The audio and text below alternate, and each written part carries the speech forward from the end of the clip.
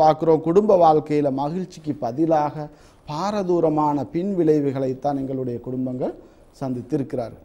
இதை நீங்கள் ஒவ்வொரு குடும்பத்தில் பிரயோகித்து பார்த்தீங்கன்னு சொன்னால் எந்தெந்த குடும்பங்களில் இந்த சம உரிமை கதைக்கப்படுகிறதோ அந்த குடும்பங்களில் பாரதூரமான பிரச்சனைகளும் வாக்குவாதங்களும் அடிதடியும் பெண்களுக்கு எதிரான வன்முறைகளைத்தான் நாங்கள் காணக்கூடியதாக இருந்தது. ஆனால் எங்களுடைய பழைய சமுதாயத்தை நீங்கள் பாருங்கள். ஒரு 20 வருடத்துக்கு 30 வருடத்துக்கு முன்னால் எங்களுடைய தாய்மார்களோட நிலைமையை நீங்கள் பாருங்கள். அங்கே யாருமே சண்டை போட்டுக்கொள்ளவில்லை. மிகவும் அமைதியான ஒரு அழகான ஒரு வாழ்க்கையை தான் நாங்கள் அங்கே பார்த்து கொண்டு இருக்கிறோம். அதனால் நான் என்ன சொல்கிறேன் என்று சொன்னால் சம இடம் என்றதை விட உரிய இடத்தை நாங்கள் கொடுப்போம். ஆண்களுக்குரிய இடத்தை ஆண்களுக்கும் பெண்களுக்குரிய இடத்தையும் பெண்களுக்கும் கொடுப்பது தான் மிகவும் பொருத்தமானது. ஏனென்று சொன்னால் இயற்கையிலேயே ஆணும் பெண்ணும் வித்தியாசமானவர்கள். அதை எங்களுக்கு ஒரு காலமும் சமப்படுத்த முடியாது. ஆணை பெண்ணாகவோ பெண் ஆணாகவோ எங்களுக்கு மாற்ற முடியாது. நம்முடைய சமூகத்தில் இவ்வாறான மேற்கத்திய கலாச்சாரங்களின் தாக்கம்தான் நம்முடைய சமூகத்தில் குடும்பங்களுக்கு மத்தியில் அதிகமான பிரச்சனைகள் ஏற்படுவதற்கு காரணமாக இருக்கின்றன. எனவே இது சம்பந்தமாக நம்முடைய நேர்களோடு கதைப்பதற்கு முன்னால் ஒரு சிறிய இடைவேளையின் பின்னால் நாம் தொடர்ந்து செல்வோம். குடும்ப உளவளத்துணை சம்பந்தமாகவும் குழந்தை ஆளுமை விருத்தி தொடர்பாகவும் நாம் ஆலோசித்துக் கொண்டு வருகின்றோம். அந்த வகையில் குழந்தை ஆளுமை விருத்தியில் மிஸ்டர் அசார் அவர்களே, குழந்தையின் ஆளுமை விருத்தியில் பெற்றோரின் பங்களிப்பு எவ்வாறு அமைந்திருக்க வேண்டும் என்பதனை நேர்களுடன் பரிமாறிக்கொள்வதும் பொருத்தமாக இருக்கும் என்று நினைக்கின்றேன். அவர்களே, குறிப்பாக ஒரு குழந்தையுடைய ஆளுமை விருத்தியில் நாங்கள் பல்வேறு விடயங்களை குறிப்பிட்டோம். இருந்த போதிலும் கூட ஒரு பெற்றோர் தான் மிக கூடுதலான ஒரு குழந்தையுடைய ஆளுமை விருத்தியில் செல்வாக்கு செலுத்துவதை நாங்கள் காணுகின்றோம். எனவே இந்த வகையில் ஒரு பெற்றோர் கவனிக்க வேண்டிய ஒரு சில விடயங்களை நான் சுட்டிக்காட்டலாம் என்று நான் நினைக்கின்றேன்.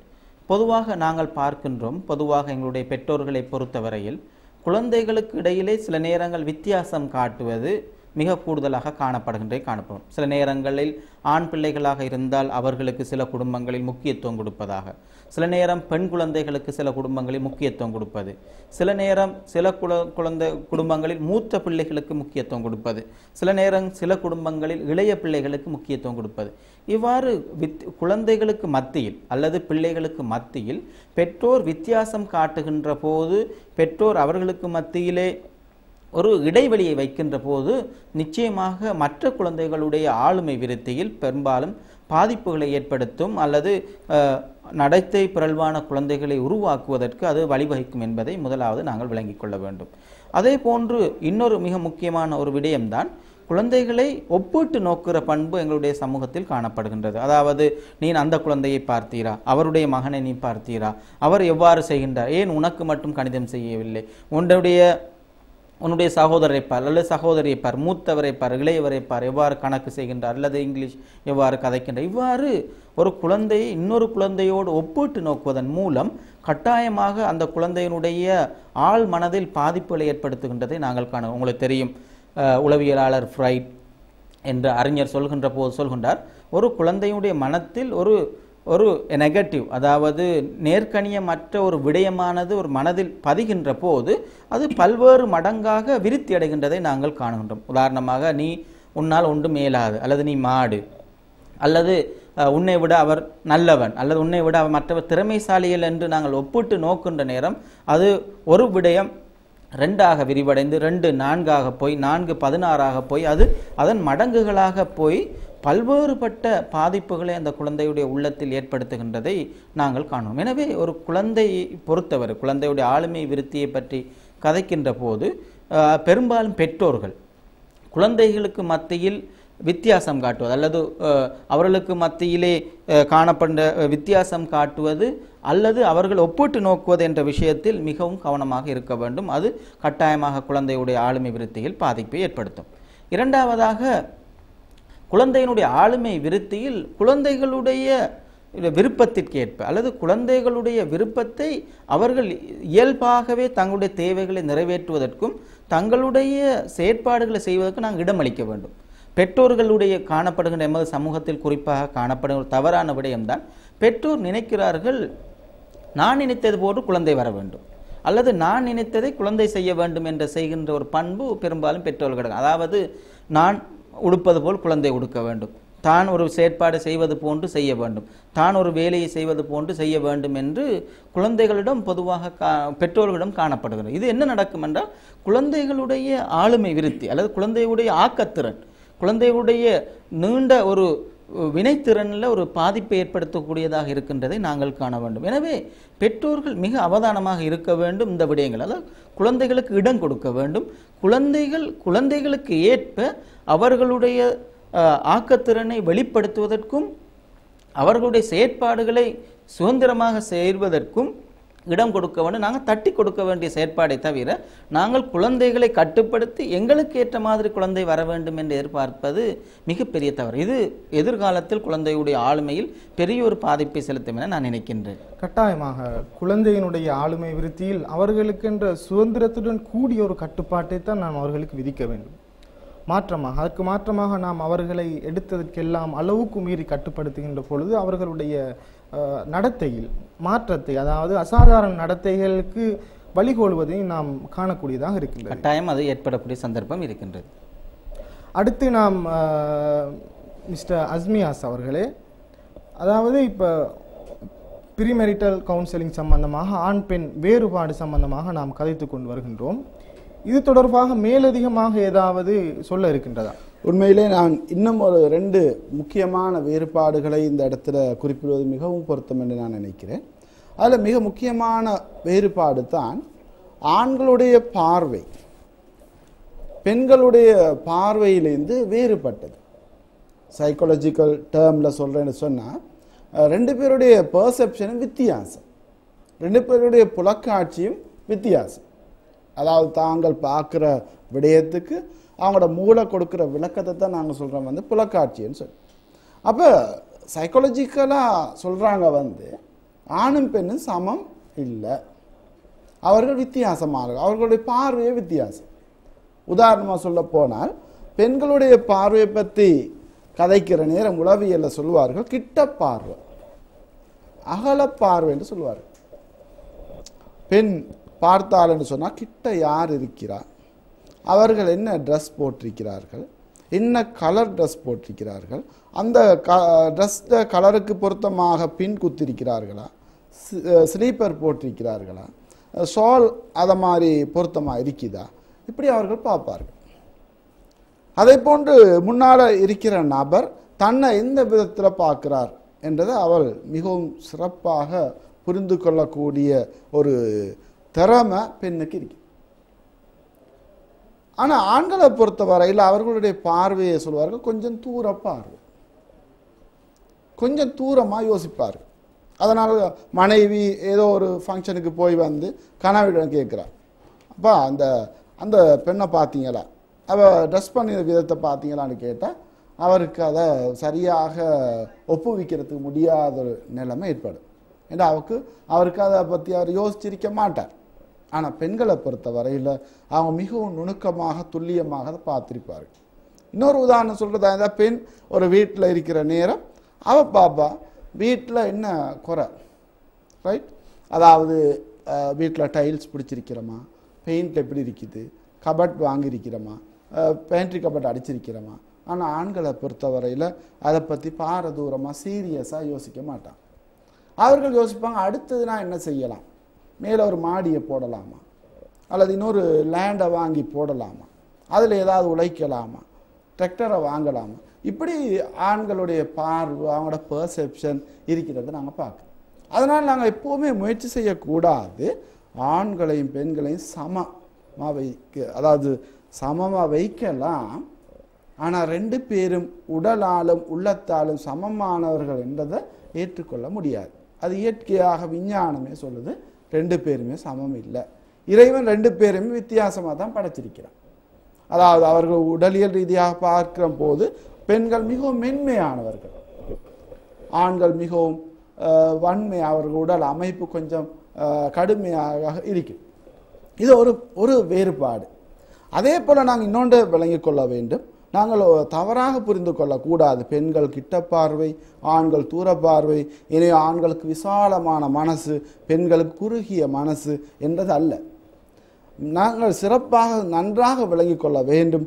இறைவன் அப்படி கொடுப்பதற்கு மிக பெரிய காரணங்கள் இருக்கிறது, நியாயங்கள் இருக்குது. அல்லாஹ் ஒரு பெண்ணுக்கு இப்படியான ஒரு பார்வையை கொடுக்கறதுக்கு மிக அடிப்படையான ஒரு பின்னணியை எங்களுக்கு கண்டு கொள்ளலாம். அதுதான் மிக முக்கியமானது. என்னவென்று சொன்னால், அந்த பெண் தான் நாளைய தலைவர்களை உருவாக்குறது. திரு அசார் சொன்ன மாதிரி அந்த வளர்ப்பு முறையை பற்றி அவர் அழகாக சொல்லி காட்டினார். அந்த வகையில் அந்த பெண் தான் குழந்தையை வளர்த்தெடுக்கக்கூடியவர். அப்போ குழந்தையினுடைய சின்ன சின்ன மாற்றங்கள் கூட அந்த தாய்மை என்ற வகையில், அந்த தாய் என்ற வகையில் அவள் புரிந்து கொள்ள வேண்டும். இதுக்காக வேண்டிதான் அல்லாஹ் இறைவன் அந்த பெண்ணுக்கு இந்த கிட்ட பார்வையும் அகல பார்வையும் கொடுத்திருக்கிறானே தவிர அது ஒரு பெண்ணுடைய குறைபாடு அல்ல. இது மிக முக்கியமான ஒரு வித்தியாசத்தை, வேறுபாட்டை நாங்கள் புரிந்து கொள்ள வேண்டும். எனவே நாங்கள் நேயர்களே, நாம் தற்பொழுது குடும்ப உளவளத்துணை தொடர்பாகவும் குழந்தை ஆளுமை விருத்தி தொடர்பாகவும் கதைத்து கொண்டிருக்கின்றோம். அந்த வகையில் குடும்ப உளவளத்துணையில் இன்று எம்முடைய சமூகத்திலும் அதிகமான குடும்ப பிரச்சனைகளுக்கு காரணமாக அமைவது ஆண் பெண் சமத்துவம் என்ற அந்த கோஷம்தான். அதனை அல்லாஹு தாலா ஆணுக்கும் பெண்ணுக்கும் என்று சில அடிப்படைகளை கொடுத்திருக்கின்றான். அதாவது அவர்களுக்குரிய ஒரு சுபாவத்தை அல்லாஹு தாலா வழங்கி இருக்கின்றான். அதனை நாம் ஏற்றுக்கொண்டு பெண் பெண்ணாகவும் ஆண் ஆணாகவும் நம்முடைய சமூகத்தில் அவர்களுடைய பொறுப்புகளை செய்வார்களானால் ஒரு ஆரோக்கியமான ஒரு குடும்பம் ஒன்றை உருவாக்குவதற்கு அது பெரிய உறுதுணையாக அமையும். அந்த வகையில் மிஸ்டர் அசார் அவர்களே, நாங்கள் குழந்தையின் ஆளுமை விருத்தியில் பெற்றோரின் பங்களிப்பு சம்பந்தமாக கதைத்து கொண்டு வருகின்றோம். மேலதிகமாக இது தொடர்பாக தகவல்களையும் பரிமாறிக்கொண்டால் நன்றாக இருக்கும் என்று நினைக்கின்றேன். அதே போன்று நான் ஏற்கனவே 2 விடயங்களை நான் உங்களுக்கு குறிப்பிட்டேன். அதே போன்று 3வது விடயமாக முக்கியமாக காணப்படுகின்றது ஒன்றுதான், நாங்கள் குழந்தைகளை பொறுத்தவரையில் கட்டளைகளை விட முன்மாதிரியாக நடக்க வேண்டியது மிக முக்கியமாகும். பெரும்பாலும் எங்களுடைய வார்த்தைகளும் எங்களுடைய நடத்தைகளும் முரண்படுகின்ற நேரம் குழந்தை எங்களுடைய நடத்தையைத்தான் பார்க்கும். நாங்கள் வீட்டு நிலை படுத்துக்கொண்டு நாங்கள் பள்ளி வாயிலுக்கு செல்லாமல் மகன் பள்ளி வாயிலுக்கு போ என்று நாங்கள் நாடகம் பார்ப்பதாக இருந்தால், அல்லது நாங்கள் வேறு செயற்பாடுகளாக இருந்தால், குழந்தையும் இடையில் போய் நின்று பள்ளி வாயிலுக்கு போகாமல் திரும்பி வரக்கூடிய பிள்ளைகளாக தான் இருக்கும். ஏனென்றால் என்னுடைய தந்தை என்ன செய்கின்றார் என்பதைத்தான் பார்க்கும், தந்தையுடைய வார்த்தைகளை விட. எனவே ஒரு நல்ல ஒரு தந்தை அல்லது நல்ல ஒரு பெற்றோர் என்பவர்கள் கட்டாயம் ஒரு தண்ட குழந்தைக்கு முன்மாதிரியாக இருக்கணும். அல்லது வார்த்தைகளால் கட்டளைகளை இடுவதை விட ஒரு குழந்தைக்கு முன்மாதிரியாக நடந்து காட்டுவது பெற்றோருடைய மிக முக்கியம். நாங்கள் எவ்வகையான ஆளுமை மிக்க குழந்தைகளை நாங்கள் உருவாக்க விரும்புகின்றோமோ அந்த குழந்தைகளுக்கு நாங்கள் அதே போன்ற பண்புகளை கொண்ட முன்மாதிரியாக இருப்பது, பெற்றோர்கள் இருப்பது மிக முக்கியமாக காணப்படுகின்றது. நாங்கள் காணும் இது மிக முக்கியமான ஒன்றாக காணப்படுகின்றது. இது அவரிடம் நாங்கள் பெற்றோர் கவனிக்க வேண்டிய ஒரு முக்கியமான பண்பாகும். இன்னொரு பண்புதான், நாங்கள் எங்களுடைய குழந்தைகளை அல்லது எங்களுடைய பிள்ளைகளை கஷ்டத்தில் ஆழ்த்தக்கூடாது. மற்ற பிள்ளைகளுக்கு மத்தியிலே எங்களுடைய குழந்தைகள் வெட்கப்படுத்துவது போன்ற கேள்விகளை கேட்பது, அல்லது அந்த குழந்தைகள் அவமானப்படுத்துவது, அல்லது அந்த குழந்தைகளுக்கு ஏசுவது, அல்லது அந்த குழந்தைகளை கஷ்டத்தில் உட்படுத்துவது போன்ற செயற்பாடுகளில் நாங்கள் ஈடுபடுவது கட்டாயம் அந்த குழந்தையுடைய ஆளுமையில் பாதிப்பை ஏற்படுத்துகின்றதை நாங்கள் காணுகின்றோம். அதே போன்று மிக முக்கியமான இன்னொரு விடயம்தான், ஒரு பெற்றோர் எப்பொழுதும் தன்னுடைய குழந்தைகளுடைய பலவீனங்கள் என்ன, திறமைகள் என்ன என்பதை கட்டாயம் விளங்கியிருக்க வேண்டும். எங்களுடைய குழந்தைகளை பொறுத்தவரையில், எங்களுடைய பிள்ளைகளை பொறுத்தவரையில் மிக முக்கியமாக அவர்கள் பார்க்கின்ற ஒரு விடயம்தான், தன்னுடைய குழந்தைக்கு என்ன திறமை இருப்பது என்பதை இனங்காணவில்லை. அதாவது தன்னுடைய குழந்தை என்ற பலகீனம் இருப்பது என்பதை இனங்காணாமல் இருப்பது. உண்மையில் ஒரு பெற்றோர், ஒரு தாய் தந்தையர் கட்டாயமாக ஒரு குழந்தையிடம் காணப்படுகின்ற திறமைகளை இனங்கண்டு அந்த திறமைகளை எவ்வாறு வளர்ப்பது என்பதற்கான ஒரு திட்டமிடலை வரைய வேண்டும். அதே போன்று தன் குழந்தையில் இருக்கின்ற குறைபாடுகளை இனங்கண்டு அந்த குறைபாடுகளை எவ்வாறு நிவர்த்தி செய்வது, எவ்வாறு குறைத்து கொண்டு செல்வது என்பதில் மிக கவனமாக இருப்பது பெற்றோருடைய மிக முக்கியமான ஒரு பண்பாகும். அதே போன்று குழந்தைகளை பொறுத்தவரையில் சாதாரண நடத்தைகளை விட விளையாட்டுகள் மூலம் குழந்தைகளுடைய அறிவு வளர்ச்சியை நாங்கள் வளர்க்க முடியும். விளையாட்டு என்பது கட்டாயம் ஒரு குழந்தைகளுடைய ஆளுமையை விருத்தி செய்யும். நாங்கள் விளையாடுகின்ற போது ஒரு விளையாட்டில் நாங்கள் வெற்றி பெறுவோம், ஒரு விளையாட்டில் தோல்வி அடைவோம். அவ்வாறு வெற்றி தோல்வி வருகின்ற போது ஒரு குழந்தையானது கட்டாயமாக என்ன செய்யும் என்றால் வெற்றியை ஏற்றுக்கொண்ட அந்த சந்தோஷத்தை ஏற்றுக்கொண்ட மனப்பான்மையும் அதே போன்று அந்த தோல்வியை ஏற்றுக்கொண்ட மனப்பான்மையும் அதை ஏற்றுக்கொள்ளும். இது என்ன செய்ய வேண்டாம், குழந்தையினுடைய எதிர்கால அல்லது கல்வி அல்லது சாதாரண நடத்தை வாழ்க்கையில் என்ன செய்யும் என்று கேட்டால் கட்டாயம் இந்த செயற்பாடானது அந்த குழந்தையின் ஆளுமையில் செல்வாக்கு செலுத்தக்கூடியதாக இருக்கும். எனவே நாங்கள் இந்த செயற்பாடுகளை ஒரு பெற்றோர் கவனம் செலுத்துகின்ற போது கட்டாயமாக நாங்கள் காணுகின்றோம் ஒரு குழந்தையுடைய ஆளுமையானது முழுமையான ஒரு விருத்தியை நோக்கி செல்கின்றதை எங்களால் அவதானிக்க முடியும். இதை விட இன்னொரு முக்கியமான ஒரு பண்பு தான் முதியவர்கள் அல்லது வயதுக்கு முதியவர்கள் இந்த வீட்டில் இருப்பவர்கள் அயலவர்கள் எல்லோருமே கட்டாயம் அந்த குழந்தையிடம் குழந்தைக்குரிய தேவையான அன்பு ஆதரவை வழங்குவது கட்டாய செயற்பாடாக இருக்கின்றதை நாங்கள் நிச்சயமாக ஒரு ஆரோக்கியமான ஒரு சமூகத்தை நாம் உருவாக்குவதாக இருந்தால் குழந்தைகள் ஆரோக்கியமான முறையில் வளர்க்கப்பட வேண்டும், ஆரோக்கியமான சூழலில் அவர்கள் வளர்க்கப்பட வேண்டும்.